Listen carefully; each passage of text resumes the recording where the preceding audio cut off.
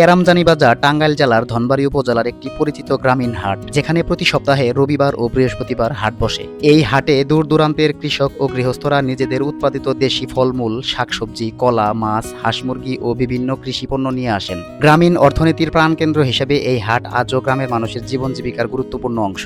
হাটে ঘুরতে গেলে চোখে পড়ে বহু প্রবীণ মানুষকে, যাদের বয়স 70 থেকে 80 বছরেরও বেশি, কিন্তু তারা এখনো পরিশ্রম করে জীবিকা নির্বাহ করছেন। তাদের এই কর্মস্পৃহা আমাদের জন্য অনুপ্রেরণা। বয়স নয়, বরং কাজের প্রতি ভালোবাসাই মানুষকে জীবন্ত রাখে। আমাদের সবার উচিত সুযোগ পেলে এসব প্রবীণ বিক্রেতার কাছ থেকে কিছু না কিছু কেনা, কারণ এতে তাদের মুখে হাসি ফোটে। তারা বিলাসী জীবন গড়ার জন্য নয়, বরং সম্মানের সঙ্গে জীবনযাপন করার জন্যই এই বয়সে পরিশ্রম করে থাকেন। কাজকে ছোট বা বড় বলে কিছু নেই, প্রতিটি সৎ কাজই সম্মান ও শ্রদ্ধার দাবিদার। এই হাটে ঘুরে ঘুরে আমি অনেকের সাথে কথা বলেছি। কেউ শাকসবজি বিক্রি করতে এসেছেন, কেউ কলা নিয়ে এসেছেন, কেউ লবণ বিক্রি করতে এসেছেন, কেউ মিষ্টি ও বিভিন্ন খাবার বিক্রি করতে এসেছেন, আবার কেউ মাছ নিয়ে এসেছেন। বিশেষ করে বয়স্ক মানুষগুলোর সঙ্গে কথা বলে বুঝলাম তাদের জীবনের অভিজ্ঞতা, পরিশ্রম আর সংগ্রামের গল্পগুলো সত্যি অনেক মূল্যবান।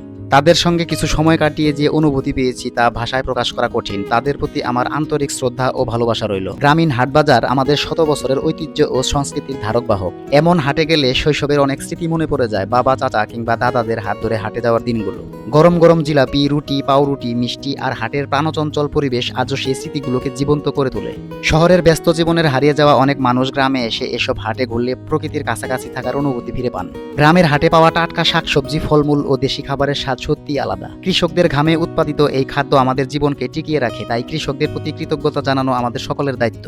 আমরা কখনো ভুলে যেতে পারি না যে আমাদের শেকড় গ্রামেই, এবং আমরা সবাই কৃষকেরই সন্তান। বন্ধুরা, ইসমাইল বাবু ইউটিউব চ্যানেল ও ফেসবুক পেজের পক্ষ থেকে আমি ইসমাইল বাবু চেষ্টা করেছি বাংলার হারিয়ে যেতে বসা গ্রামীণ জীবন বা হাট বাজার ও ঐতিহ্যের গল্প আপনাদের সামনে তুলে ধরতে।